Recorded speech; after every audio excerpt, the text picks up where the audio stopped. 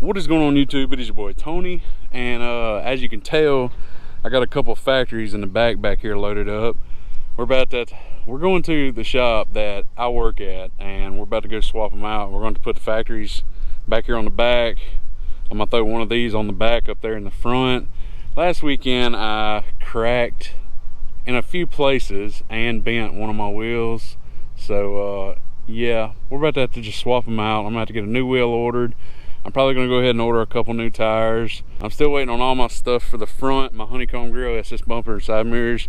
Still waiting on all that to get back from the body shop, but yeah. Well, I got that wheel off, and you can see one crack there, another one there, and another one there. It got bent just a little bit in one spot right there. You can just barely see it. It ain't much, but oh well. Truck's just sitting with factories on it right now.